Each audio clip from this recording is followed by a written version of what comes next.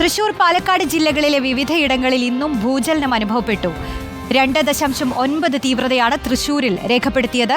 ഭൂചലനത്തിൽ കുന്നംകുളം ആർത്താറ്റ് ഭാഗത്തെ പല വീടുകളും തകർന്നിട്ടുണ്ട്.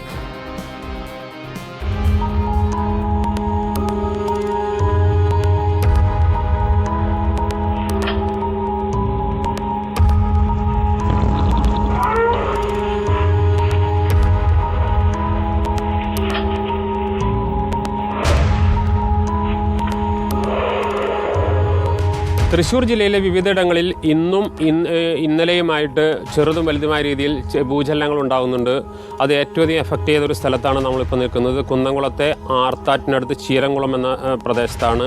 ഈ പ്രദേശത്ത് ഒരു വീട് ഏതാണ്ട് പൂർണ്ണമായും ചിന്നി ഉപയോഗശൂന്യമാകുന്ന സ്ഥിതിയിലേക്ക് എത്തിയിട്ടുണ്ട്. ഇന്നലെ ഉണ്ടായ ഭൂചലനത്തിൽ ഒരു രീതിയിൽ വിള്ളലുണ്ടായിരുന്നു. ഇപ്പോൾ ഇന്ന് പുലർച്ചെ ഉണ്ടായപ്പോൾ അത് കൂടുതലായി. ഇവിടെ താമസിക്കാൻ കഴിയാത്ത സ്ഥിതിയിലേക്ക് കാര്യങ്ങൾ എത്തിച്ചേർന്നിട്ടുണ്ട്. ഇന്ന് എപ്പോഴുണ്ടായിരുന്നു? ഇന്നലെ 3:30 മണിയോട് കൂടിയിട്ട്. എന്തായിരുന്നു പെട്ടെന്ന് നിങ്ങൾ അതെങ്ങനെ ഒരു ഭാഗ കുലുങ്ങായിരുന്നു? എന്തായിരുന്നു സംഭവം? ഒരു കുലുക്കം പോലെ കട്ടിലിൻ്റെ മുകളിൽ കിടക്കുമ്പോൾ ഒരു തെർമച്ചൊക്കെ ഉണ്ടാവില്ലേ, അപ്പോൾ തന്നെ നിങ്ങൾ വീട്ടിൽ പുറത്തേക്ക് ഇറങ്ങി. എത്രമാത്രം കേടുകൾ വന്നിട്ടുണ്ട്? ഇതിനി കേടുവരാനേ ഒന്നുമില്ല. ആ ഭാഗമൊക്കെ പൊട്ടി വീണ്ടിട്ട് ഞങ്ങൾക്ക് താമസിക്കാൻ പറ്റാത്ത രീതിയിലായിട്ട്. അതിപ്പോൾ ഇതന്നെയാണ്. ഇത് കൂടുതൽ തന്നെ ഒന്നും പറയല്ലേ, കാരണം ഇത്രയും ഇത് പറ്റിയ കാരണം കൊണ്ട് അവർ വന്നിട്ട് എങ്ങനെ ഏത് വഴിക്ക് അത് ചെരിഞ്ഞ് വരിക എന്നുള്ളത് പറയാൻ പറ്റില്ല. എത്രയും പെട്ടെന്ന് ഇവിടുന്ന് മാറണം എന്നുള്ളതാണ് പറഞ്ഞേക്കുന്നത്. ഇന്നലെ കാര്യമായിട്ടുണ്ടായിരുന്നു? ഇന്നലെ ഉണ്ടായിരുന്നു.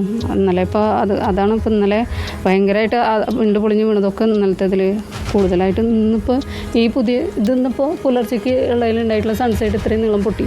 ഇപ്പോൾ കണ്ടാൽ തന്നെ അറിയാതെ താമസിക്കാൻ പറ്റാത്ത സ്ഥിതിയിൽ ഇപ്പോൾ നിങ്ങൾ എന്താ ചെയ്യാൻ പോകുന്നത്?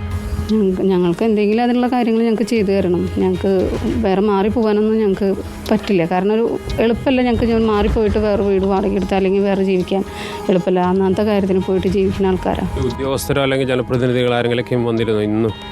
ഇന്നാരും അങ്ങനെ വന്നിട്ടില്ല. വില്ലേജിൽ നിന്ന് വിളിച്ചിട്ടുണ്ടായിരുന്നു. വീട് വെച്ചിട്ട് എത്ര കാലം? 20 കൊല്ലത്തോളം. എത്രയും പെട്ടെന്ന് മാർഗമുള്ളൂ. എത്രയും പെട്ടെന്ന് ഞങ്ങൾക്കത് മാറ്റണം. കാര്യങ്ങൾ ഞങ്ങൾക്കത് നേരെയാക്കി കിട്ടണം.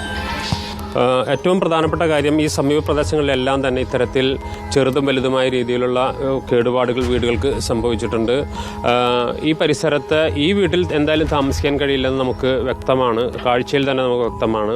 ഈ സമീപ പ്രദേശങ്ങളിൽ തുടർച്ചയായി ഉണ്ടാകുന്ന ഭൂചലനങ്ങളിൽ ആളുകളും വലിയ ആശങ്കയിൽ തന്നെയാണ്. ഓരോരുത്തരും പുലർച്ചെ ഉണർന്ന് എണീക്കുമ്പോൾ എന്തായിരിക്കും അവസ്ഥ എന്ന് പോലും അറിയാത്ത സാഹചര്യം തുടർച്ചയായി ഉണ്ടാകുന്ന ഭൂചലനങ്ങളിലൂടെ ഉണ്ട്.